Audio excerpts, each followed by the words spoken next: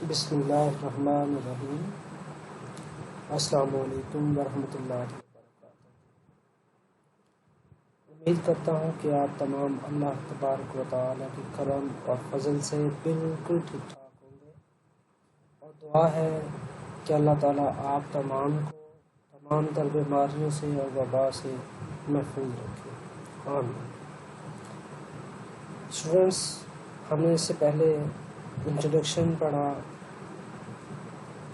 और scientific programming methodology हमने read out की, और उसके साथ हमने साइंटिफिक प्रोग्रामिंग लैंग्वेजेस को डील किया। अब हमारे पास इसके अलावा कुछ इम्पोर्टेंट थिंग्स हैं जो हम यहाँ पे डिस्कस करने जा रहे हैं, जिसमें हमारे पास आउटलाइंस के अंदर न्यूमेरिकल एरर्स एंड इंस्टेबिलिटीज़ है। लेकिन इसके अलावा इन तमाम के रेलिवेंट चैप्टर नंबर 1 कंप्लीट करने के लिए हमारे पास सम इम्पॉर्टेंट थिंग्स हैं जो हम अपने लेक्चर नंबर 5 के अंदर डिस्कस करने जा रहे हैं कि इम्पोर्टेंट डिस्कशन फॉर प्रोग्रामिंग, कि प्रोग्रामिंग लिखने के लिए हमें किन चीज़ों की ज़रूरत है, एक प्रोग्राम जो है वो किन चीज़ों के ऊपर मुनहसर करता है, उसमें कौन से कोड्स इस्तेमाल होते हैं, लैंग्वेज को, जैसा कि हमने कहा कि हमारे पास हाई लेवल लैंग्वेज इस्तेमाल होती है, जबकि हाई लेवल लैंग्वेज तो कंप्यूटर बिल्कुल नहीं समझता। कंप्यूटर क्योंकि मशीन लैंग्वेज में अपने इंस्ट्रक्शंस को समझता है, बाइनरी कोड में समझता है। लेकिन हमारे पास हाई लेवल लैंग्वेज इस्तेमाल की जाती है, तो हमने यहाँ पे ये देखना है कि हमें लैंग्वेज प्रोसेसर कौन सा यूज़ करते हैं और किस तरह यूज़ किया जाता है। उसके बाद बेसिक स्ट्रक्चर पढ़ेंगे हम, इस तरह कि हमारे पास आइडेंटिफायर क्या होते हैं, ऑपरेटर्स क्या होते हैं, इंस्टेबिलिटीज, एरर्स, डाटा टाइप्स, इसी के हम स्ट्रक्चर ऑफ ये प्रोग्रामिंग सारी चीज़ों को डिस्कस करेंगे। हमारे पास आउटलाइंस हैं जिसमें हम बता रहे हैं कि कोड्स एंड देयर टाइप्स, कि हमारे पास कोड्स कौन से इस्तेमाल होते हैं और उनको कौन कौन से टाइप्स हैं। जैसे हमने पढ़ा था मशीन लैंग्वेज के अंदर बाइनरी कोड्स इस्तेमाल किए जाते हैं, असेंबली लैंग्वेज के अंदर सैम्पल्स इस्तेमाल किए जाते हैं। तो इसी तरह हम इसके कोड्स को रीड आउट करेंगे कि हमारे पास कंप्यूटेशनल फिजिक्स के अंदर कौन से कोड्स इस्तेमाल किए जाते हैं। उसके बाद हमारे पास लैंग्वेज किस तरह मशीन लैंग्वेज तक पहुंचाई जाती है, हाई लेवल से कंपाइल किया जाता है, इंटरप्रेट किया जाता है, या फिर उसे कोई ऐसा सॉफ्टवेयर यूज़ किया जाता है जो उसे कन्वर्ट करता है लो लेवल लैंग्वेज में, मशीन लैंग्वेज में, असेंबली लैंग्वेज में, और असेंबली से आगे मशीन लैंग्वेज में। इसको हम डिस्कस करेंगे। उसके बाद हम बेसिक स्ट्रक्चर इसका डील करेंगे कि हमारे पास C++ प्रोग्रामिंग जो लिखते हैं हम टर्बो के अंदर, उसके लिए कौन सी चीज़ें इंपॉर्टेंट हैं। जैसे आपने देखा होगा हैश, कॉन्यून और हैश, इंक्लूड और मेन फंक्शन और इसकी बॉडी, इससे बहुत सारी चीज़ें लिखी होती हैं, कुछ रूल्स हैं उसके, कुछ सिंटैक्स हैं, हम वो हर चीज़ यहाँ पे डिस्कस करेंगे। उसको आइडेंटिफायर होता है कि हमारे पास कुछ चीज़ें ऐसी होती हैं जो प्रोग्रामिंग के अंदर वाज़े की जाती हैं, कुछ बाद में जो यूज़र है वो वाज़े करता है, वहाँ पे इंटर करता है। तो इसको हमने डिस्कस करना है। उसके बाद हमारे पास ऑपरेटर्स कौन से यूज़ होते हैं, जैसे प्लस माइनस करना हो, अगर आपने 2 जमा 2 करना है तो जमा का जो साइन है वो ऑपरेटर कहलाएगा। इसी तरह अगर हमने डिवाइड करना है 6/2, तो यहाँ पर डिवाइड का जो लाइन आएगी या जो सिंबल इस्तेमाल किया जाएगा वो ऑपरेटर होगा। तो इसी तरह ऑपरेटर्स को हमने यहाँ पर डील करना है। स्टेबिलिटीज़ को इस्तेहकाम पजीर है या नहीं, इस चीज़ को हमने डील करना है। एरर्स, उसकी एरर्स किस तरह की होती हैं और एरर्स को कैसे देखा जाता है, फाइंडिंग की जाती है, और एरर की फाइंडिंग के बाद उसको डिबगिंग कैसे करते हैं, एरर्स उसको रिमूव कैसे करते हैं, ये चीज़ डिस्कस करेंगे। उसके बाद डाटा टाइप्स डिस्कस करेंगे कि हमारे पास कितने किस्म के डाटा टाइप्स हैं जो हम प्रोग्राम के अंदर इस्तेमाल करेंगे नेक्स्ट आने वाले प्रोग्राम्स के अंदर। तो अब हम यहाँ पर देखते हैं कि हमारे पास सबसे पहले हम कोड्स एंड देयर टाइप्स को डील करेंगे कि हमारे पास कोड्स क्या चीज़ होती है। और उसको कोड्स सबसे पहले आपको बता दूँ, हमारे पास हमने सबसे पहले पढ़ा कंप्यूटेशनल फिजिक्स, जब हमने डील किया कि हमारे पास कंप्यूटर को यूज़ करते हुए, उसको इंस्ट्रक्शन देते हुए अपना वर्क निकलवाना फिजिक्स के रेलेवेंट, तो वो कंप्यूटेशनल कंप्यूटेशनल फिजिक्स कहलाता है। इसी तरह हम यहाँ पे करेंगे वो कोड, वो इंस्ट्रक्शंस होती हैं जो कंप्यूटर को काम करने के लिए मुहैया की जाती है। जैसे आप SOPs लगा लें कि आजकल जो स्कूल्स कॉलेज ओपन करने के लिए SOPs तैयार किए जाते हैं, रूल्स तैयार किए जाते हैं। इसी तरह एक कॉलेज के अपने रूल्स होते हैं, एक यूनिवर्सिटी के अपने रूल्स होते हैं, एक घर के अपने रूल्स होते हैं। उन रूल्स के तहत काम करने के लिए जो तरीक़ाकार अपनाया जाता है, जो रूल्स अपनाए जाते हैं काम करने के लिए, उनको फॉलो करना ज़रूरी होता है। इसी तरह कुछ कोड्स होते हैं, कुछ इंस्ट्रक्शंस होती हैं, जो इंस्ट्रक्शंस को फॉलो करते हुए ही हम कंप्यूटेशनल फिजिक्स सॉल्व कर सकते हैं। मीन्स कि कंप्यूटर से कंप्यूट करते हुए अपने प्रोग्राम्स को, अपना सोल्यूशन क्रिएट कर सकते हैं। हमारे पास कोड्स की जो टाइप्स हैं दो तरह की होती हैं, सोर्स कोड होता है और एक ऑब्जेक्ट कोड होता है। सोर्स कोड क्या होता है और ऑब्जेक्ट कोड क्या होता है? सोर्स कोड वो कोड होता है जो हम कंप्यूटर को डायरेक्टली मुहैया करते हैं। Program written in high level language means कि वो प्रोग्राम, वो कोड, वो इंस्ट्रक्शन जो हम हाई लेवल के अंदर लिख रहे हैं कंप्यूटर के लिए। Source code is called also source program. जो सोर्स कोड होता है उसे सोर्स प्रोग्राम भी कहा जाता है। जाहिर सी बात है कि आप कोड लिख रहे हैं, कोई इंस्ट्रक्शन लिख रहे हैं, वो इंस्ट्रक्शन एक प्रोग्राम की तरह होगी। वो प्रोग्राम क्या कहलाएगा? Source program. Computer can not understand the statement of high level language. अब वो कह रहे हैं कंप्यूटर जो है वो डायरेक्टली, जैसे हमने पहले भी ये बात की कि डायरेक्टली जो है वो हाई लेवल लैंग्वेज को अंडरस्टैंड नहीं करता। तो वो क्यों? इसलिए कि उसके वो नियर नहीं है बल्कि फार है। फार अवे होने की वजह से वो हाई लेवल लैंग्वेज को नहीं अंडरस्टैंड करता, जबकि लो लेवल को बहुत अच्छे तरीके से और फास्टली अंडरस्टैंडिंग करता है और उसके इंस्ट्रक्शंस के ऊपर वर्क भी उतना ही तेज़ किया जाता है। The source code can not be executed by computer directly. अब अगर आप लिखना चाहें कि हमें कोई डायरेक्ट कैबिन से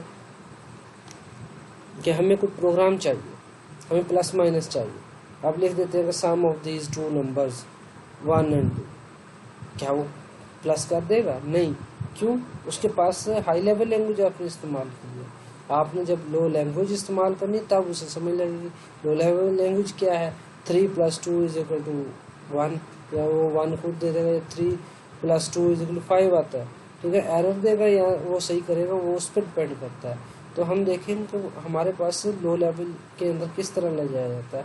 हम सोर्स कोड को ऑब्जेक्ट कोड के अंदर चेंज करेंगे, देन वो क्या करेगा, उसे अंडरस्टैंड करेगा और आपको प्रोग्राम एग्जीक्यूट होगा।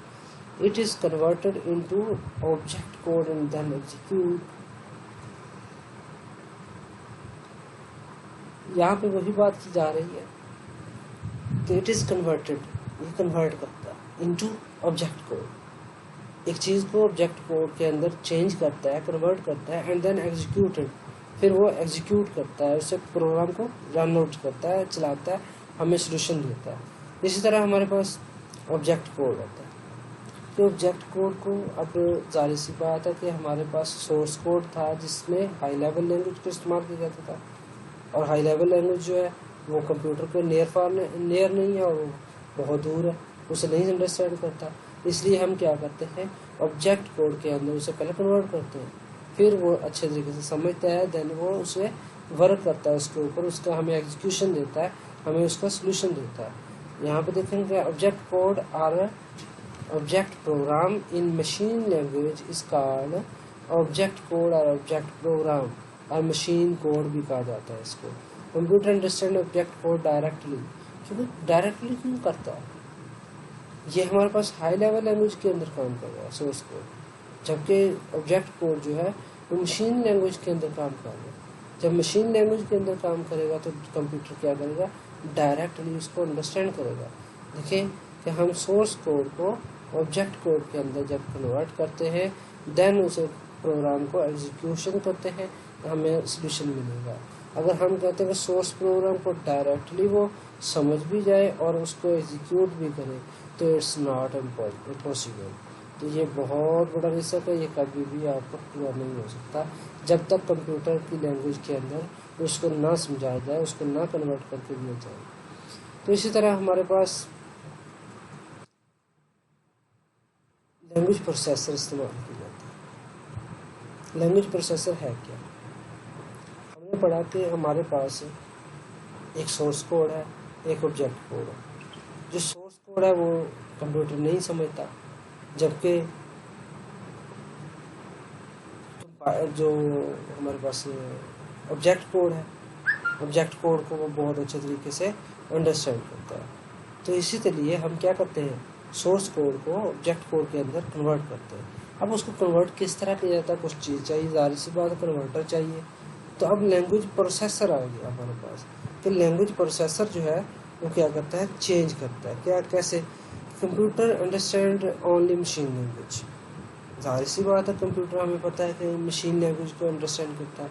अब program written in high level language, assembly language, चाहे वो असेंबली लैंग्वेज में हो, असेंबली लैंग्वेज भी लो लेवल लैंग्वेज है, लेकिन उसमें सैम्पल्स यूज़ किए जाते हैं।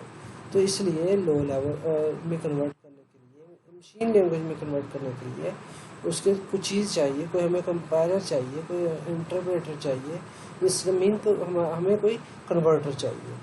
Can not be run on computer directly.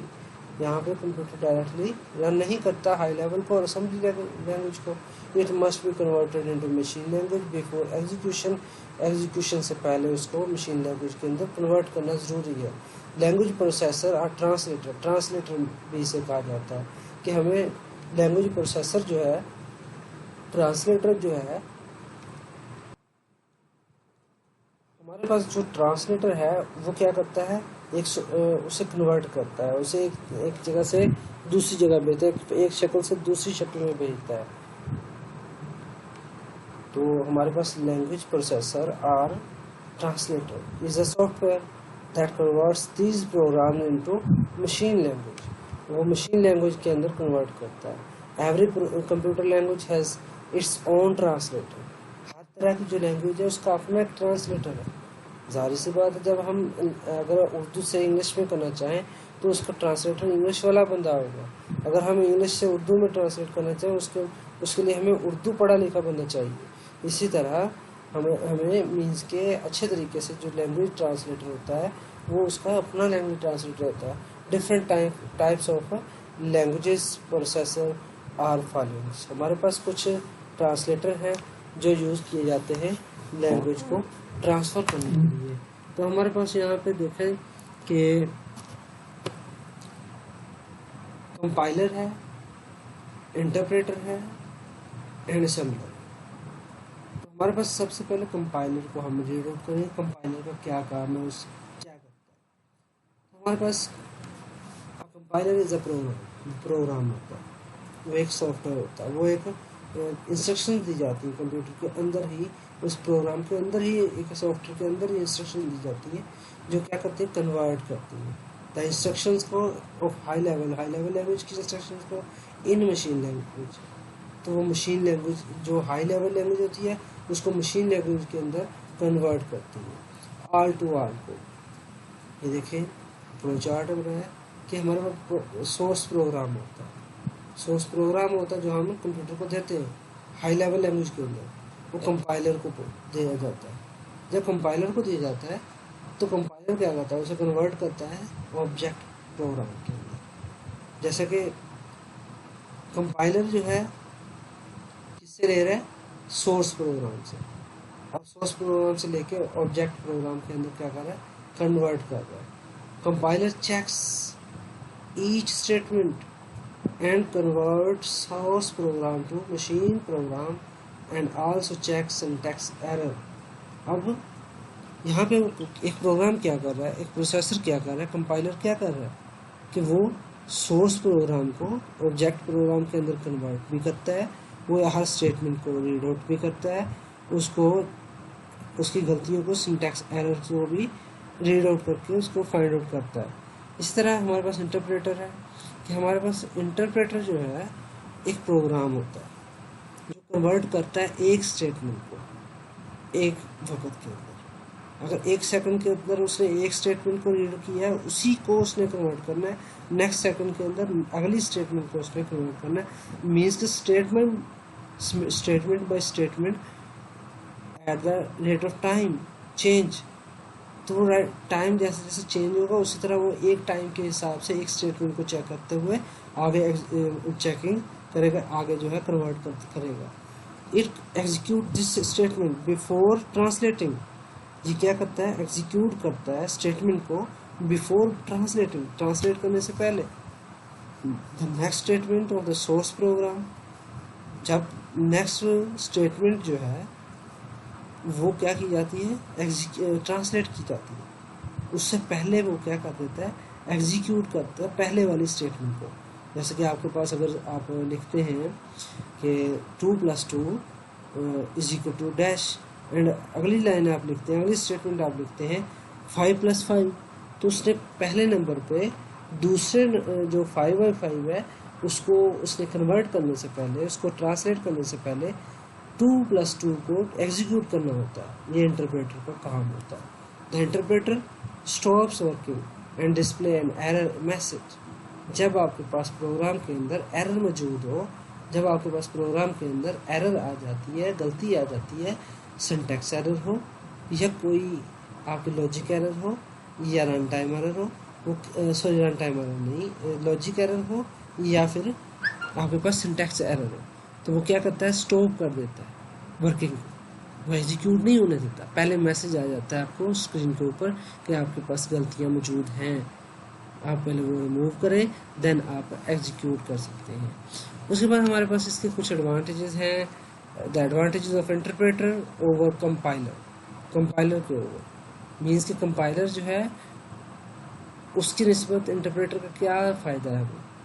N error is found immediately, ये बहुत जल्दी एरर्स को फाइंड करता है।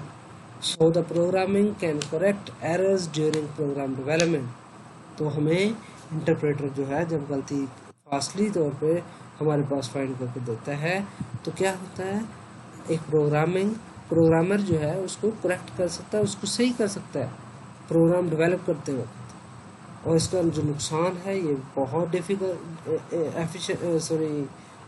डिफ़िकल्ट है, इससे ज़्यादातर एफिशिएंसी नहीं है क्योंकि ये स्लो है। Interpreter is that it is not very efficient, तो हमारे पास ये एफिशिएंट नहीं है ज़्यादा कंपाइलर के निस्बत। And the interpreter does not produce an object program, अब ये ट्रांसलेट करता है, गलतियाँ निकालता है, लेकिन ये कन्वर्ट नहीं करता ऑब्जेक्ट प्रोग्राम के अंदर। तो लिहाजा ऑब्जेक्ट प्रोग्राम के अंदर कन्वर्ट करने के लिए कंपाइलर चाहिए। मीन्स कंपाइलर और इंटरप्रेटर के अंदर अक्सर औकात ये क्वेश्चन आ जाता है कि right the difference between compiler and interpreter, तो हम कंपाइलर लिखेंगे कि वो कन्वर्ट करता है, रीड करता है, एंड जो इंटरप्रेटर है ये रीड करता है, ट्रांसलेट करता है, गलतियाँ निकालता है, लेकिन कन्वर्ट नहीं करता। और इंटरप्रेटर जो है वो आपके step by step 1 by 1 statement को रीड आउट कर ट्रांसलेट करता है, कन्वर्ट करता है, जबकि कंपाइलर जो है वो आपको क्या करता है, जल्दी से जल्दी कंपाइल करता है, एरर्स को देखता है, एंड देन आपके पास नोटिफिकेशन देता है, मैसेज देता है करेक्शन के लिए। तो ये इन दोनों के अंदर डिफरेंस है। उसके बाद हमारे पास है असेंबलर। असेंबलर जो होता है असेंबली लैंग्वेज, यानी जो सिंबल्स को इस्तेमाल करते हुए आप लैंग्वेज लिख रहे हैं, प्रोग्राम लिख रहे हैं, इंस्ट्रक्शंस लिख रहे हैं, उनको क्या करता है, ट्रांसलेट करता है into machine language. An assembler is a translating program है that translates the instructions of the assembly language into machine language, वो असेंबली लैंग्वेज को मशीन लैंग्वेज के अंदर कन्वर्ट करता है। इन सिंबल्स के साथ जो इंस्ट्रक्शंस लिखी होती हैं उनको मशीन लैंग्वेज के अंदर कन्वर्ट करता है, बाइनरी कोड्स के अंदर। तो बाइनरी कोड्स के अंदर कन्वर्ट करने के बाद वो आसानी के साथ एग्जीक्यूट हो जाती है। ये देखें कि हमारे पास असेंबली लैंग्वेज को असेंबलर को दिया जाता है, जब असेंबली लैंग्वेज को असेंबलर उठाता है और देन वो क्या करता है, उसे ट्रांसलेट करता है एंड ऑब्जेक्ट प्रोग्राम के अंदर कन्वर्ट कर देता है। इसी तरह से हम ये भी कर सकते हैं, प्रोग्राम को लिख रहे हैं असेंबली लैंग्वेज को असेंबलर जो है मशीन लैंग्वेज के अंदर कन्वर्ट करता है, object program mean machine language के अंदर कन्वर्ट करता है। देन हमारे पास ये दो चीज़ें थी कि हमने जो डिस्कस की कि असेंबलर और हमारे पास इंटरप्रेटर और हमारे पास कंपाइलर, मीन्स कंपाइलर, इंटरप्रेटर और असेंबलर, ये तीन ऐसे इंस्ट्रक्शन सॉफ्टवेयर हैं जो कन्वर्ट करते हैं और रीड करते हैं, एरर्स निकालते हैं और प्रोग्राम को एग्जीक्यूट करवाते हैं। और हमारे पास अब डिस्कस करते हैं हम basic structures of C++ programme.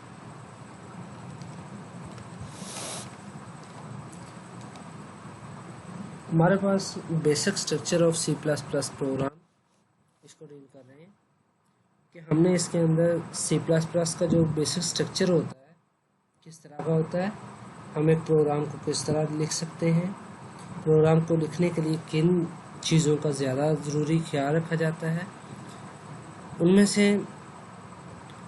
हम तीन चीज़ें हैं, तीनों को इंशाल्लाह डिस्कस करेंगे।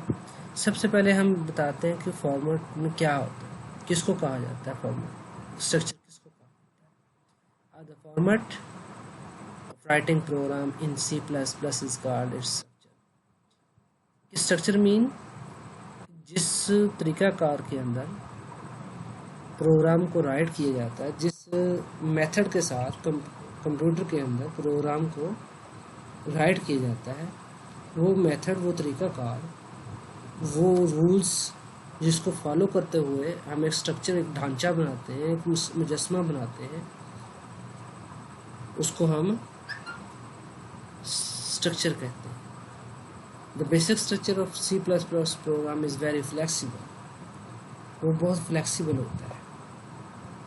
तो हमारे पास हमने देखना कि हमारे पास कौन से मेथड्स हैं, कौन से तरीक़ाकार हैं जिनके मुताबिक हम एक स्ट्रक्चर लिख सकते हैं, एक प्रोग्राम लिख सकते हैं। तो हमारे पास बहुत सारे रूल्स हैं जिनको हमने फॉलो करना है और बहुत आसान। It increases the power of language. हमारे पास लैंग्वेज हाई लेवल लैंग्वेज है, कंप्यूटर की नज़र में तो वो किसी काम की लैंग्वेज नहीं, और अगर लो लेवल लैंग्वेज ली जाए तो हमारे काम की नहीं है। इसी तरह जो एक स्ट्रक्चर होता है, एक बॉडी होती है, एक ढांचा होता है किसी चीज़ का, यहाँ पे प्रोग्रामिंग के अंदर जो प्रोग्राम का स्ट्रक्चर है वो इसकी पावर को, लैंग्वेज की पावर को इंक्रीज करता है कि वो हाई लेवल लैंग्वेज को कंप्यूटर की लैंग्वेज के अंदर कन्वर्ट करके उसको समझने में हेल्प देता है। हमारे पास ये तीन चीज़ें हैं जिनको हम कंसीडर करते हुए इस पे अमल करेंगे, इसको पढ़ेंगे और इसके मुताबिक अपना प्रोग्राम जनरेट करेंगे, तो हमारा प्रोग्राम जो है वो एक बहुत ही अच्छा प्रोग्राम बनेगा। सबसे पहले है प्री प्रोसेसर डायरेक्टिव। नंबर 2 पे है मेन फंक्शन क्या होता है। नंबर 3 पे है बॉडी, प्रोग्राम बॉडी के अंदर स्टेटमेंट्स कौन सी आती हैं, वो सारा सिस्टम। इसी तरह हमारे पास प्री प्रोसेसर डायरेक्टिव क्या है। प्री प्रोसेसर डायरेक्टिव जो है इंस्ट्रक्शंस होती हैं, एक मजमूआ होता है इंस्ट्रक्शंस का, जो कि कंपाइलर को दिया जाता है, कंप्यूटर को दिया जाता है, ट्रांसलेटर को दिया जाता है प्रोग्राम के अंदर बिफोर द एग्जीक्यूशन से पहले। अगर आप प्रोग्राम लिख रहे हैं, उसको प्रोग्राम लिखने से पहले, एग्जीक्यूशन करने से पहले उसको कुछ इंस्ट्रक्शन दी जाती हैं कि भाई ये काम करना है, ऐसे करना है, ऐसे करना है। उनको हम क्या कहते हैं, प्री प्रोसेसर डायरेक्टिव। अब उनके साथ हमारे पास जो प्रोग्राम को इंस्ट्रक्शन कंपाइलर से पहले, यानी कंपाइल करने से पहले दी जाए, उन्हें कंपाइलर डायरेक्टिव कहा जाता है। इसी तरह हमारे पास it's a part of C++ compiler, कि हमारे पास C++ कंपाइलर का ये हिस्सा है। The semicolon is not used at the end of the preprocessor directive. हमारे पास इंस्ट्रक्शंस के अंदर, रूल्स के अंदर ये लाजम है कि हमने प्रोग्राम की जब बॉडी लिखनी है तो सेमीकोलन हमने लिखने होते हैं लास्ट पे, लेकिन यहाँ पर हम जब प्री प्रोसेसर डायरेक्टिव लिखते हैं, हमने हेडर फाइल लिखनी होती है, तो उसके अंदर हमने सेमीकोलन इस्तेमाल नहीं करना होता है। Preprocessor directive starts from the symbol of hash ये हैश के सिंबल से स्टार्ट होता है, and return at the start of the program, और जब भी प्रोग्राम स्टार्ट किया जाता है तब ये लिखा जाता है। तो जब प्रोग्राम स्टार्ट करेंगे तो हमारे पास सबसे पहले इंक्लूड वाली स्टेटमेंट आती है, जो हमने just hash include iostream hash include connew.h, इस तरह की सारी जो फाइल्स हैं वो कौन सी कहलाएंगी, प्री प्रोसेसर डायरेक्टिव। अब सबसे पहले इसकी टाइप है include pre processor. Include pre processor जो होता है ये इंक्लूड से स्टार्ट होता है। जब इंक्लूड से स्टार्ट होता है, इंक्लूड हैश इंक्लूड और symbol of greater than and smaller than and iostream.h, तो हमारे पास ये प्रोग्राम जब स्टार्ट किया जाता है तब हेडर फाइल में लिखा जाता है।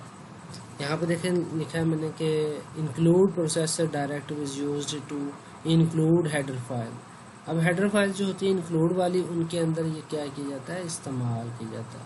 इसका सिंटैक्स है हैश इंक्लूड और ये ब्रैकेट्स हैं और iostream.h।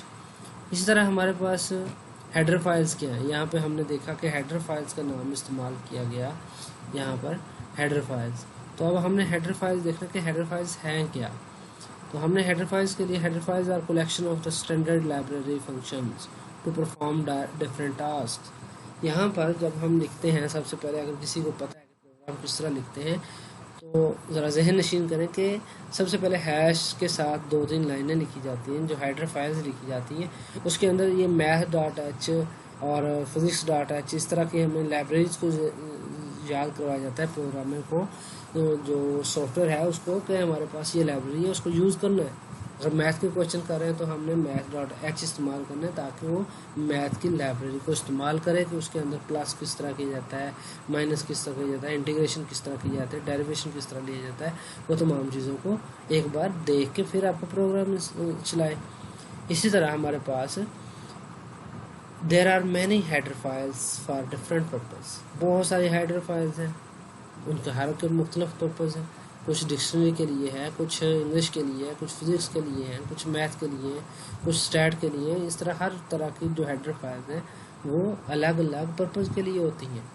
Each header file contain different type of pre defined functions. अब हर जो हेडर फाइल है उसके साथ जो प्री डिफाइंड फंक्शंस होते हैं डिफरेंट टाइप्स के, मैथ का हो, फिजिक्स का हो, कंप्यूटर का हो, इंग्लिश का हो, किसी भी तरह का भी हो, वो मुख्तलिफ हेडर फाइल्स के अंदर मुख्तलिफ तरह के प्री डिफाइंड फंक्शंस होते हैं। The extension of the H file, जो हमारे पास हेडर फाइल्स होती है उसकी एक्सटेंशन जो है वो .h है। अब .h जो है वो क्या है, एक्सटेंशन है हेडर फाइल्स की। And these header files are provided by C++ compiler software. अब सॉफ्टवेयर के अंदर जो भी ये हेडर फाइल्स मौजूद होती हैं आप वही यूज़ कर सकते हैं, उसके अलावा कोई नहीं, क्योंकि वो प्री डिफाइन होती हैं, पहले बताई गई होती है कंप्यूटर को, सॉफ्टवेयर को, कि हमने ये सॉफ्टवेयर के अंदर फाइल्स को यूज़ करना है, हेडर फाइल्स को।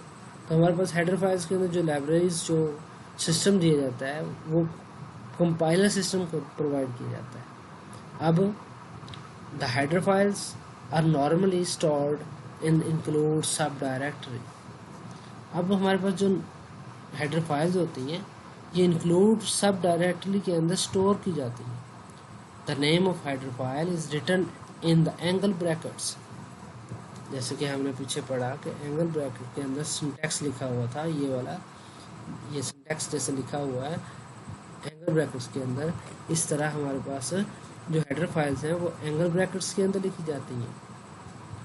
और इसका सिंटैक्स देखें कि हमारे पास include hash include brackets, angle brackets आ गई, एंड हेडर फाइल नेम आ जाता है। तो हेडर फाइल नेम जो होता है इस तरह लिखा जाता है कि कोई भी अगर नेम लिखना हो तो दूसरी इसकी शर्त जो है वो इस तरह भी लिख सकते हैं कि हमें ये डबल जो कोमास हैं, ठीक है, इसके साथ भी हम लिख सकते हैं कि हैश इंक्लूड और ये starting commas and header file name, उसका कोई भी जो नेम होगा math.h है या कोई भी, तो हमने कोमास को क्लोज कर देना है। तो इसी तरह हमारे पास इसकी एग्जांपल लिखते हैं, ये हैश इंक्लूड iostream.h और ये मैट डॉट एच, और ये इस तरह डबल कोमा के साथ हम लिख सकते हैं इसको।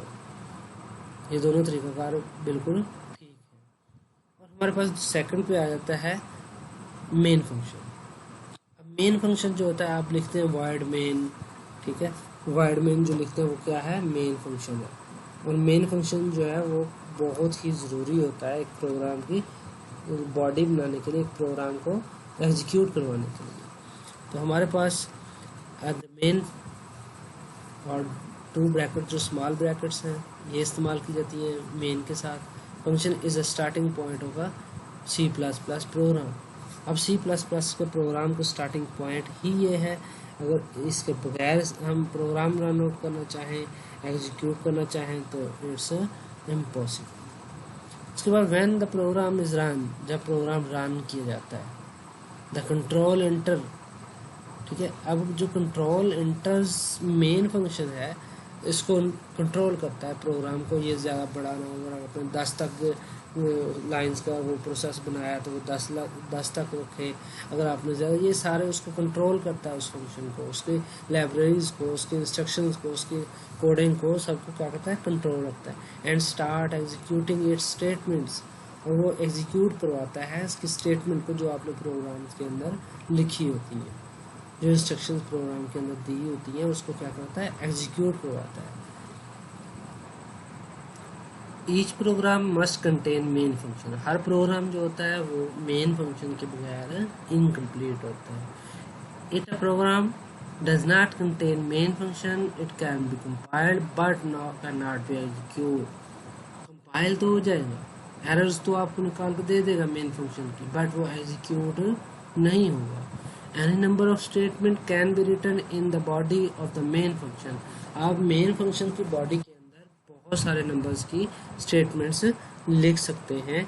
आप जो एग्जीक्यूट करवाना चाहें वो मेन बॉडी के अंदर आप लिख सकते हैं, मेन फंक्शन के बाद आप लिख सकते हैं।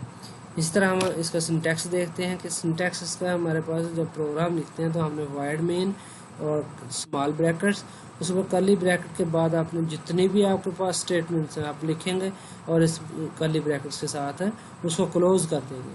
बट ये वाइड मेन जो है, वाइड मेन और स्मॉल ब्रैकेट्स, ये मेन फंक्शन कहलाता है। ये वाला क्या कहलाता है, मेन फंक्शन। तो हमारे पास मेन फंक्शन के बगैर कोई भी प्रोग्राम जो है वो अधूरा है। एंड प्रोग्राम बॉडी, हमारे पास थर्ड चीज़ जो है प्रोग्राम बॉडी है, जिसके अंदर हम स्टेटमेंट्स लिखते हैं। C++ स्टेटमेंट्स भी इसे कहा जाता है। The statement of the program are written in curly braces. ये जैसे मैंने आपको पिछले सिंटैक्स में बताया, ये कर्ली ब्रेसेस के अंदर ओपन होता है और इसके अंदर क्लोज होता है। ब्रेसेस विच आर, ये हमारे पास जो कर्ली ब्रैकेट है ये हमारे पास ये ओपन के लिए होती है, और ये ब्रैकेट जो है ये क्लोज के लिए होती है, प्रोग्राम को क्लोज करती है। these are also called delimited। ये डिलिमिटर्स होते हैं कि हमारे पास डिलिमिटर करते हैं, एक चीज़ को, लिमिट को ख़त्म करते हैं कि यहाँ तक इसकी लिमिट है, इसलिए प्रोग्राम ने यहाँ तक रन आउट होना, उसके बाद नहीं, उसके बाद बंद हो जाना, क्लोज हो जाना। Every statement in program body is closed by semicolon. जो भी हमारे पास स्टेटमेंट लिखी जाएगी वो इस सेमीकोलन के साथ है क्लोज की जाएगी, इस यहाँ पे ये दिखाई दे रहा है। उसके बाद हमारे पास these statements are collectively called program body.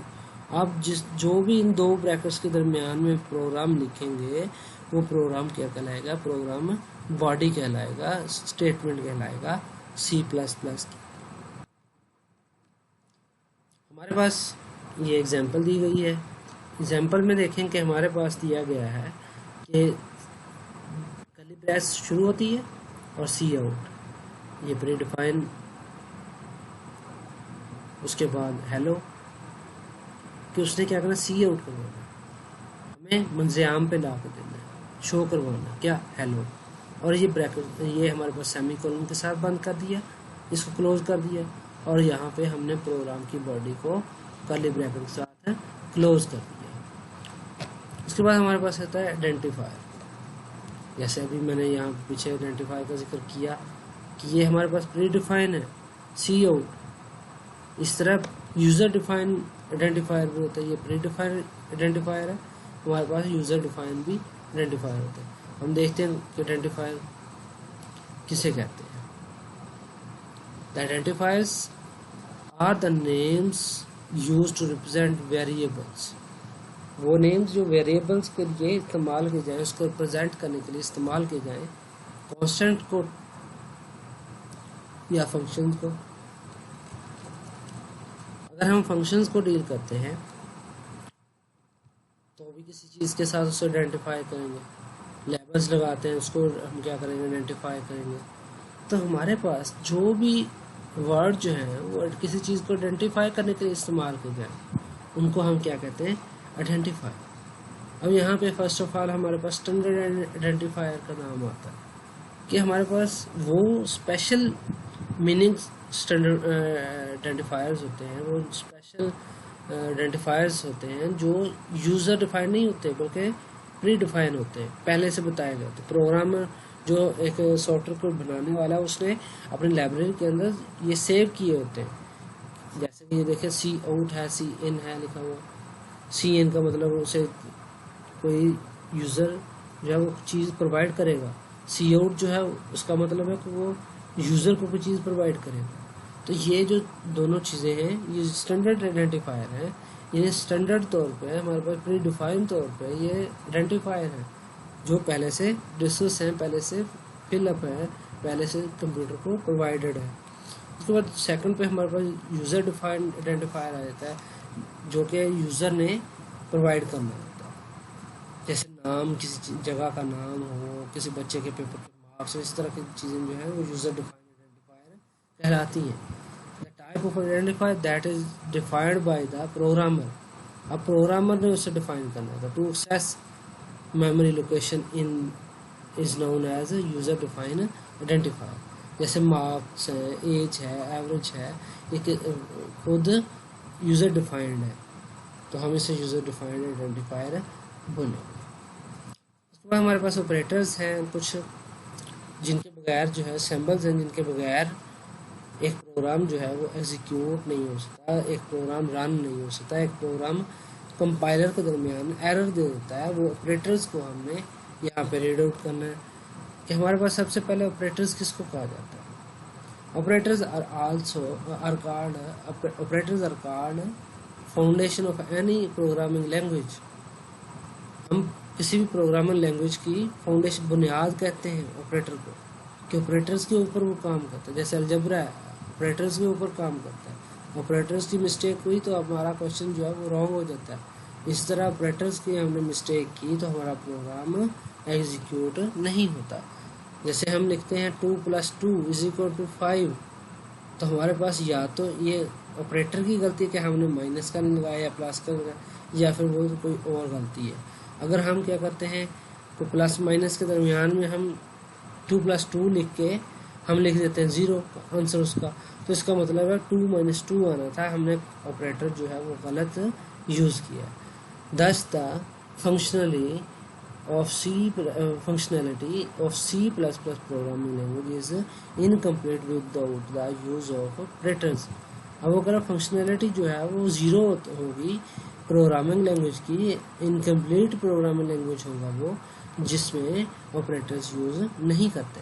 We can define operators as symbols that help us to perform specific mathematical and logical computational on operands। तो हमारे पास वो कह रहा है कि सिंबल्स जो हैं वो यूज़ किए जाते हैं किसको, स्पेशल किस्म की परफॉर्मेंस करने के लिए, स्पेशल किस्म के मैथमेटिकल और फिजिक्स के हमने सोल्यूशन निकालने के लिए। In other words we can say that an operator operates the operands. Means कि हमारे पास जो भी चीज़ चाहिए उसके लिए ऑपरेटर्स का होना ज़रूरी होता है। जैसे ये एग्जांपल देखें कि हमारे पास C = A + B है, कि C का जो भी जवाब होगा वो A और B को जमा करने से आएगा। यहाँ पे जमा का जो ऑपरेटर है वो इंक्रीमेंट ऑपरेटर है, तो वो जमा कर रहा है कि इनको दो चीज़ों को प्लस कर रहा है। तो हमारे पास यहाँ पर ये एडिशन ऑपरेटर कहलाएगा। कौन सा ऑपरेटर कहलाएगा? एडिशन ऑपरेटर, जो क्या कर रहा है A और B को सॉल्व कर रहा है इंस्ट्रक्शंस के मुताबिक, ऑपरेटर के मुताबिक। Operator has to compiler to add both A and B. ये कंपाइलर को बताता है कि इन दोनों ने जमा होना है।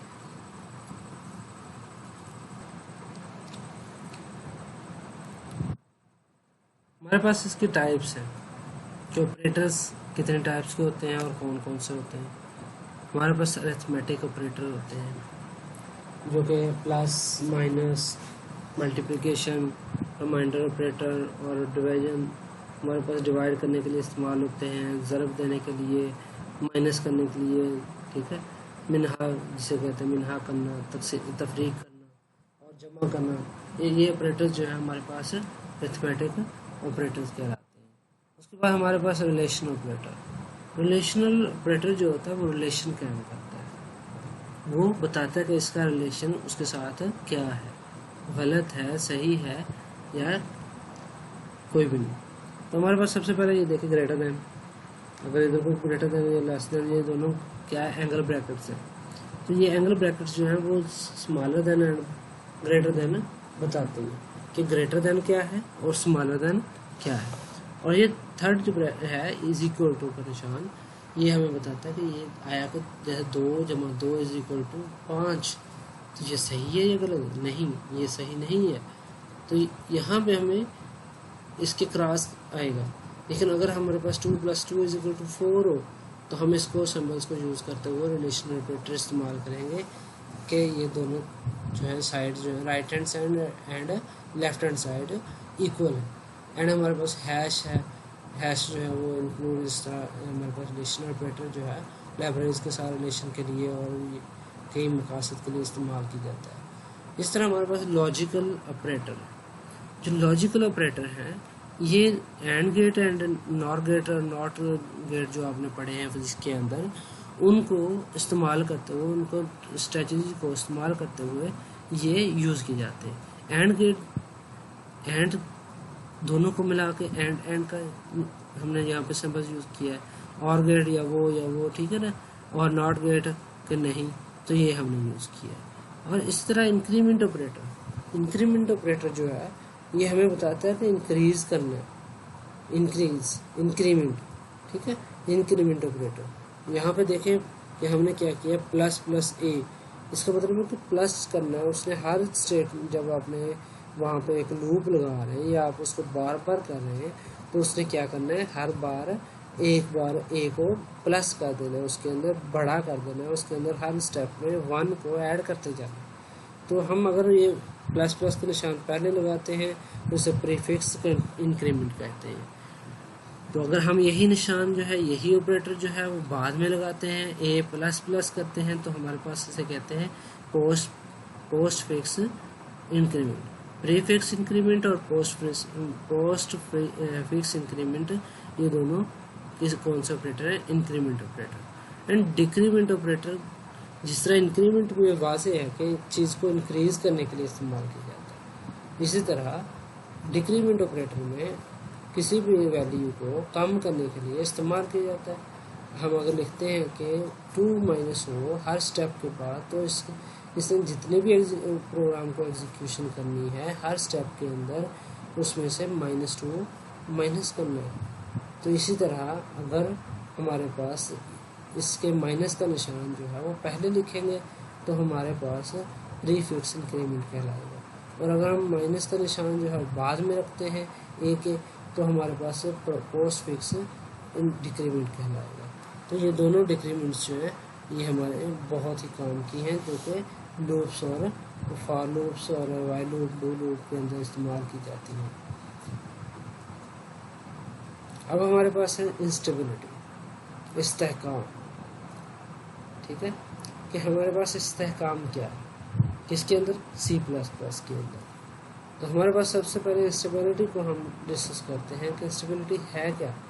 तो न्यूमेरिकल इंस्टेबिलिटी जो है वो रूल्स को, if the growth of errors, अगर ग्रोथ हो रही हो एरर्स की इन अंडर कंट्रोल यानी कंट्रोल के अंदर हो, एंड बाउंडेड हो, then the method gives stable result, otherwise numerical instability occurs.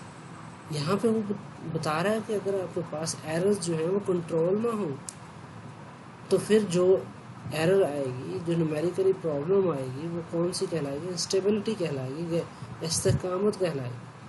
तो हमारे पास वो कह रहा है कि एरर्स की ग्रोथ जो है वो जब कंट्रोल हो तो फिर हम एक मेथड देते हैं स्टेबल करने के लिए न्यूमेरिकल अपनी प्रॉब्लम्स को। तो अदरवाइज अगर हम कंट्रोल ना कर पाए एरर्स को तो हम उस जो नई एरर आएगी हमारे सामने उसको हम क्या कहेंगे? Instability. Numerical instability means overflow numerical instability due to not due to value using but program itself not proper। तो प्रोग्राम जो है वो प्रॉपर नहीं होगा तो हमें न्यूमेरिकल इंस्टेबिलिटी भी हो सकती है। We are using a wrong numerical method, हम अगर रॉन्ग न्यूमेरिकल मेथड इस्तेमाल कर रहे हो because the program can be solve by using many method. तो हमारे पास जो प्रोग्राम होता है वो और बहुत सारे तरीकों के साथ सॉल्व हो जाता है। इसकी हमारे पास दो टाइप्स हैं कि numerical instability can also occur due to following reasons. दो तरह के रीजन, दो तरह की वजूहात के तौर पर वो इंस्टेबिलिटी होती है न्यूमेरिकल। अब इनहेरेंट स्टेबिलिटी, मोरूसी इस्तेहकाम, इंड्यूस स्टेबिलिटी, हौसला अफजाई इस्तेहकाम, खुद पैदा करना इस्तेहकाम, और ये विरासती जो पीछे से चलता आता हो वो इस्तेहकाम है। ये दोनों जो है ये हमारे पास न्यूमेरिकल इंस्टेबिलिटीज की इकसाम है। अब debugging and errors and debugging, ये दोनों एक दूसरे के बाद और पहले जो इस्तेमाल की जाती है। थोड़ा सा बताते चलो कि बग जो होता है वो एरर होता है। बी जो जी बग एरर होता है। अगर डी बगिंग की जाए यानी एरर को पहले फाइंड किया जाए और फिर उसको रिमूव किया जाए तो ये डी बगिंग कहलाता है।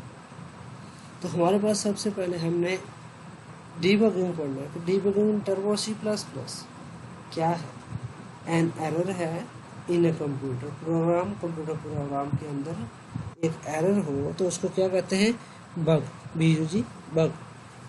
The processor to finding and removing error, एक सॉफ्टवेयर है या प्रोसेस है, एक तरीकाकार है, एक मेथड है जिसके ज़रिए हम क्या करते हैं? फाइंड करते हैं एरर्स को, बगिंग्स को, ठीक है, और फिर हम क्या करते हैं? उसको रिमूव करते हैं।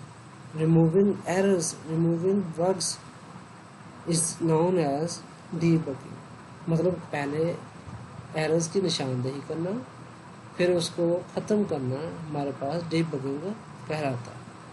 अब हम यहाँ पे देखते हैं कि एरर यूज़ हुआ, एरर का लफ्ज़। तो हम एरर के लफ्ज़ से हम कहते हैं कि क्या होती है? Unexpected output is called error. जो आप आउटपुट नहीं चाहते वो अगर आ जाए या हमारे एरर आ जाए आउटपुट के एग्जीक्यूट करते वक्त तो हम उसको क्या करेंगे? Unexpected output is called error.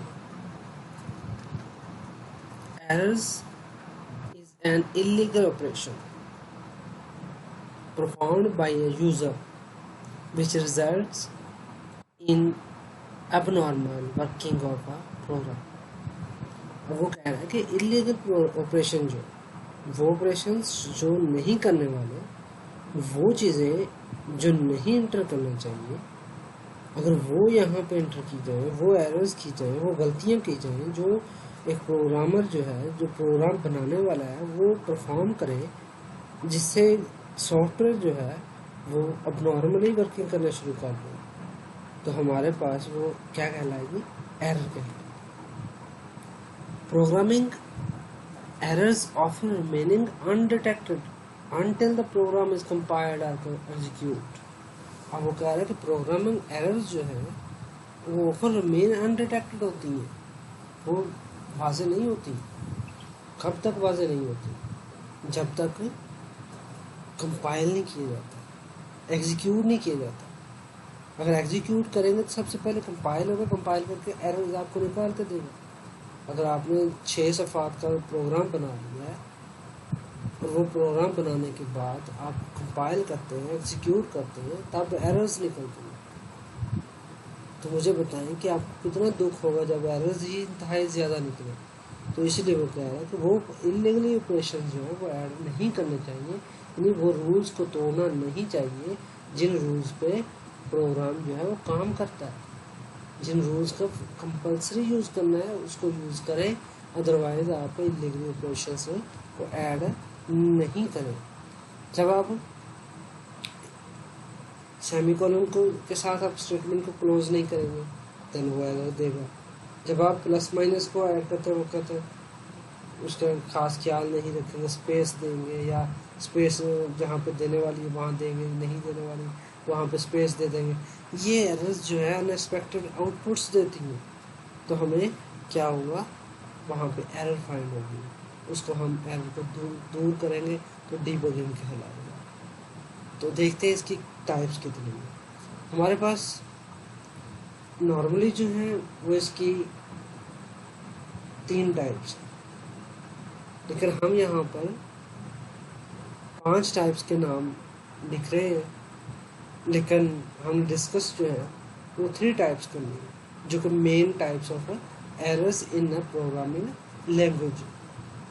सबसे पहले हम देखते हैं कि यहाँ पर हम देख रहे हैं कि सिंटैक्स एरर। नंबर 2 हमारे पास run time error. Run time error के साथ हम लिंकर एरर और लॉजिकल एरर, और हमारे पास सिमेंटिक एरर। तो हम सिंटैक्स एरर हमें साफ वाज़ेह पता चल रहा है कि रूल्स की खिलाफवर्जी करने पे आती है। रन टाइम एरर जब हम उसे एग्जीक्यूट करते तब आती है। लिंकर एरर जब हम उसका लिंक जो है वो मेन बॉडी के साथ या हेडर फाइल्स के साथ नहीं करते, मेन फंक्शन के साथ नहीं होता, मेन फंक्शन यूज नहीं किया जाता, तो कौन सा होता है, लिंकर। लॉजिकल एरर जब हम लॉजिकल ऑपरेटर्स को गलत इस्तेमाल करते हैं तो वहाँ पे कौन सा एरर होता है, ठीक है। इससे सिमेंटिक एरर हम इसको पढ़ते हैं वजाहत के अंदर तमाम को। तो ये देखें कि हमारे पास सबसे पहले syntax error. Errors that occur when you violate the rules of writing C++ program syntax are known as syntax error. जैसा कि प्रोग्राम की इंस्ट्रक्शन है कि आपने सबसे पहले हेडर फाइल्स के अंदर लाइब्रेरीज को रिसीव करना है, लाइब्रेरीज को शो करवाना है, उसके बाद आपने मेन फंक्शन लिखना है। मेन फंक्शन जो है उसका सिंटैक्स है, रूल है।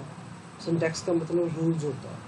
तो आपने रूल्स की जब वायलेशन करनी है तो जो एरर आएगा, जहाँ पे सेमीकोलन नहीं लिखना था वहाँ लिख दिया, तो जहाँ पे लिखना था वहाँ नहीं लिखा, जहाँ पे +2 के बाद आपने इक्वल निशान डालना था लेकिन वो नहीं डाला, या 2+2 के दरमियान स्पेस दे दी। तो इस तरह की एरर्स जो है वो क्या कहलाती है, syntax error. This compiler error indicate something that must be fixed before the code can be compiled. These errors are detected by compiler and thus are known as compile time errors.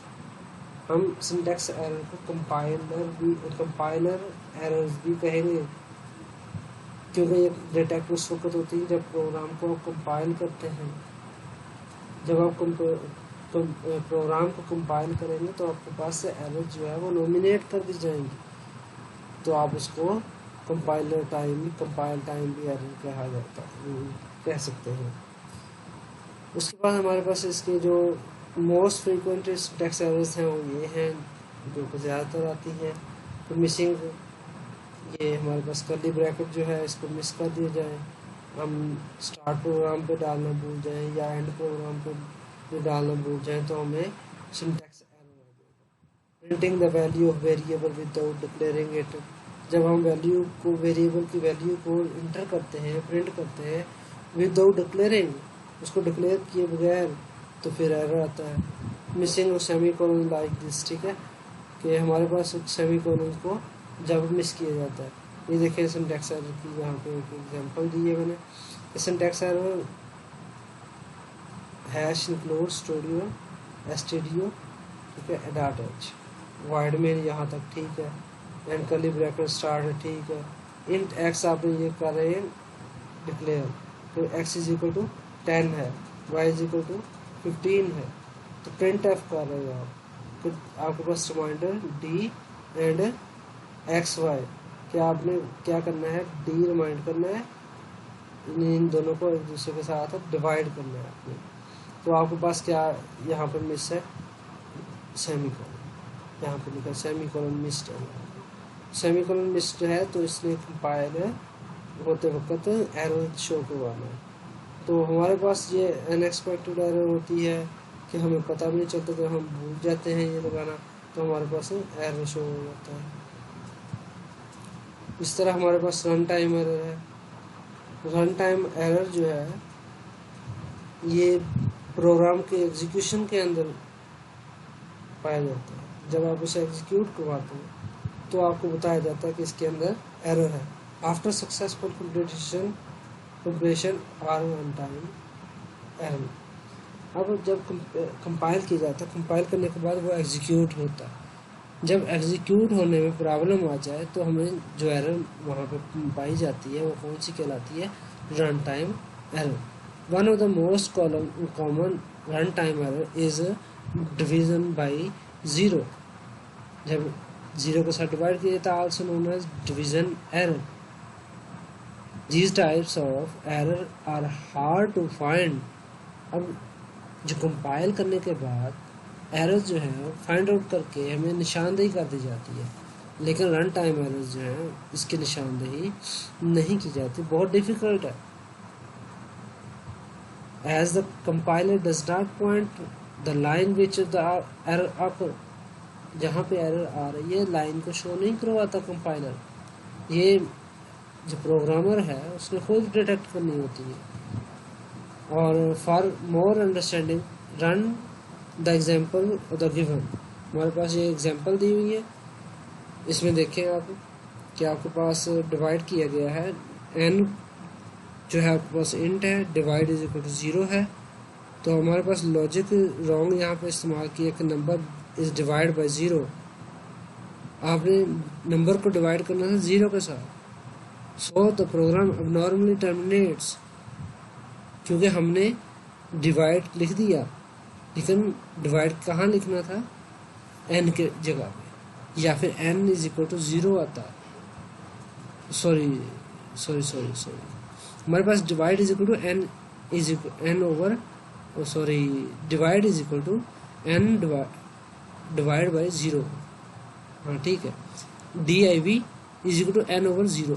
तो यहाँ पे divide is equal 0 error हमारे पास आया, क्योंकि हमने print F में मांग रहे हैं कि डिवाइड हो, ठीक है, div, और हम दे रहे हैं इधर n इज ओवर 0, तो हमारे पास डिवाइड ओवर 0 आना चाहिए था, जो कि हमने n ओवर 0 किया, तो हमारे पास ये रन टाइम एरर दे देगा। उसके बाद हमारे पास लॉजिकल एरर्स। लॉजिकल एरर्स जो है वो लॉजिकल ऑपरेटर्स को गलत इस्तेमाल जब किया जाता है तो ये डिटेक्ट की जाती है, और ये कंपाइलर इंटरप्रेटर या कुछ भी जो है वो डिटेक्ट नहीं करता, ना एग्जीक्यूशन के वक्त ना कंप्लीशन के वक्त। जैसे आपको प्रोग्राम जो है वो रन नहीं होगा, एग्जीक्यूट नहीं होगा, और आप खुद ढूंढ रहे हैं कि आपकी गलती, आपकी मिस्टेक कहाँ पे है। On completion and execution of program कि आपके पास एग्जीक्यूशन भी हो जाएगी, कंप्लीशन भी हो जाएगी, लेकिन एरर आएगा सॉल्यूशन के अंदर, एरर आएगा जवाब के अंदर। तो आपने देखना है कि अब कैसे गलत हुआ जो जवाब गलत आ रहा है। Desired output is not obtained when certain input value are given। These types of errors which provide incorrect output but appears to be error free called logical error। अब type of errors which provide incorrect output, वो errors जो incorrect output they but appear to be error free are called, लेकिन वो appear हो free हो, errors वहाँ पे error run time करते वक्त एरर न आए लेकिन आंसर गलत हो, तो हम उसको क्या कहेंगे, logical error. These are one of the most common errors done by beginner of a programmer. जो नए नए प्रोग्राम का शौक़ रखते हुए इसको स्टार्ट करते हैं लिखना, उनके लिए ये ज़्यादातर सामने आता है कि वो लॉजिकल ऑपरेटर्स का गलत इस्तेमाल करते हैं, जमा या माइनस इस तरह वो गलत लिखा जाता है, जिस वजह से उनका प्रोग्राम के अंदर लॉजिकल एरर अकर होता है। These errors slowly depend on the logical thinking of the programmer and are easy to detect if we follow the line of execution and determine why the program takes a path of the execution। अगर हम programme को ध्यान से देखें और उसके अंदर अपने तमाम रूल्स को फॉलो करें तो ये नहीं आएगा। It is difficult to detect, only detected by programmer. ये डिफ़िकल्ट है बहुत ज़्यादा, इसको जस्ट एक प्रोग्रामर ही ढूंढ सकता है जिसने प्रोग्राम क्रिएट किया हो, इसके अलावा कोई भी इसको डिटेक्ट नहीं करता। ये देखें, अब हमारे पास प्रोग्राम है, इंट मेन के बाद हमारे पास मेन फंक्शन के बाद शुरू हो रहा है, कहा जा रहा है int is equal to i is equal to 0, logic error, a semicolon after loop use. अब यहाँ पे हमने लूप लगाया है लेकिन उसके लास्ट में क्या किया, सेमीकोलन इस्तेमाल की, जबकि लूप के साथ सेमीकोलन इस्तेमाल नहीं होता। प्रिंट एफ लूप, अब उसने लूप ऐसे का ऐसे लिख के उसने आपको प्रिंट कर देना है, क्योंकि आपने क्या किया है, ये यूज़ किया है सेमीकोलन।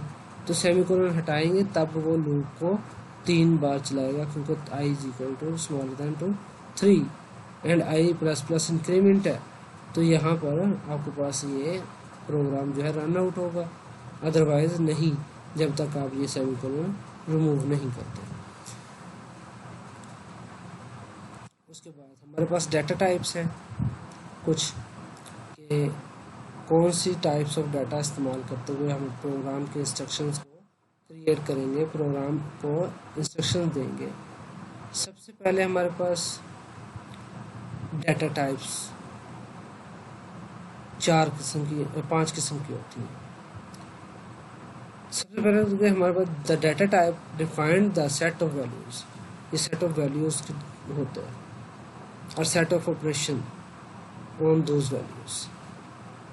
जैसे इंट डाटा टाइप है, आपने पिछले प्रोग्राम के अंदर ये देखें कि यूज़ किया इंट आई, यहाँ इंट आई, इंटीजर आई जो है इज इक्वल टू 0 है, स्मॉल वैल्यू है। इसी तरह आप यहाँ पे देख रहे हैं कि एक प्रोग्राम जो है आपने लिखना है, तो वहाँ पे इंट डाटा टाइप यूज़ करनी है, जो को स्टोर करेगा न्यूमेरिकल वैल्यू को, छोटी छोटी वैल्यूज़ को। अगर बड़ी वैल्यूज़ हो जाएंगी तो 4 बाइट्स लेगा जगह स्टोरेज के अंदर, अगर स्मॉल वैल्यूज़ होगी तो हमारे पास वो 2 बाइट्स जगह जो है वो क्या करेगा, कवर करेगा। And short data type integer values को रखता है। इंटीजर वैल्यूज़ कौन सी होती हैं, इंटीजर वैल्यूज़ कौन सी होती हैं, 2, 3, 4, 5 नहीं, इंटीजर्स को कहते हैं, ठीक है, 1.1, 1.2 इस तरह। तो हमारे पास वो वैल्यूज़ जो हैं 2 बाइट्स की जगह लेंगे। उसके बाद फ्लोट डाटा टाइप जो है ये हमारे पास स्टोर करता है रियल वैल्यूज़ को, जो को बड़ी हो सकती हैं, 1001, 10,005, इस तरह 1,10,000, ये 4 बाइट जगह के लिए। डबल डाटा टाइप, अब डबल डाटा टाइप जो है इसके अंदर लार्ज रियल वैल्यूज़ रखी जाती है, बहुत बड़ी, तो ये 8 बाइट्स को यूज़ करेगा। करैक्टर डाटा टाइप, नेम लिखना हो, करैक्टर्स लिखने हो, तो वो करैक्टर वैल्यूज़ को यूज़ करने के लिए करैक्टर डाटा टाइप इस्तेमाल किया जाता है, जो कि 1 बाइट जगह इस्तेमाल करता है। ठीक है स्टूडेंट्स, ये हमने तमाम इम्पोर्टेंट थिंग्स जो है वो रीड कर ली हैं प्रोग्राम के अबाउट, कि हमारे पास प्रोग्राम के अंदर कंपाइल किस तरह किया जाता है, इंटरप्रेट किसे करते हैं, हमारे पास एक हाई लेवल लैंग्वेज को लो लेवल लैंग्वेज के अंदर किस तरह कन्वर्ट करते हैं, लैंग्वेज कौन सी हैं और कौन कौन सी जनरेशन की कौन सी लैंग्वेज है, और कंप्यूटर किसको अंडरस्टैंड करता है किसको नहीं करता, इंसान जो है किस लैंग्वेज को अच्छे तरीके से समझता है, और कंप्यूटर को वो लैंग्वेज देने के बाद किस तरह ट्रांसलेट की जाती है, किस तरह कन्वर्ट की जाती है, ये तमाम चीज़ें हमने डिस्कस कर ली हैं। और इंशाल्लाह नेक्स्ट जो लेक्चर है हमारा उसके अंदर हम ये जानेंगे कि इस प्रोग्राम को राइट करने के लिए कौन सा सॉफ्टवेयर इस्तेमाल करना चाहिए और उसको किस तरह डाउनलोड करना है और किस तरह इंस्टॉल करना है और किस तरह इस्तेमाल करना है, और एक प्रोग्राम को वहाँ पर रन करते हुए हम एग्जाम्पल भी इंशाल्लाह देंगे। तो स्टूडेंट्स, बहुत अच्छा लगा कि मैंने आप लोगों के लिए ये वीडियो बनाई ताकि आप लोगों को फ़ायदा हो। और नोट्स भी जो है, इसकी स्लाइड्स जो है मैंने बनाई, ये PDF फॉर्म के अंदर ये जो लिंक आपके पास शो हो रहा है, इस लिंक के ऊपर पड़ी है, और ये लिंक डिस्क्रिप्शन में भी मैं दे रहा हूँ। तो आप डिस्क्रिप्शन पे इस लिंक पे क्लिक करते हुए नोट्स जो है वो डाउनलोड कर सकते हैं। Thanks for watching. अगर आपको ये वीडियो पसंद आई हो तो लाइक ज़रूर करें। अगर सब्सक्राइब नहीं किया हुआ आपने तो इस चैनल को सब्सक्राइब करें और बेल आइकॉन पे ज़रूर क्लिक करें ताकि तमाम वीडियो आने वाली वीडियो का आपको लिंक जो है, नोटिफिकेशन जो है वो रिसीव हो और आप उससे फ़ायदा लें, मुस्तफ़ीद। ठीक है, नेक्स्ट वीडियो में मिलेंगे इंशाल्लाह। तब तक के लिए अल्लाह ताला आपका और मेरा हामी नासिर हो। खुदा हाफिज़। अस्सलाम वालेकुम।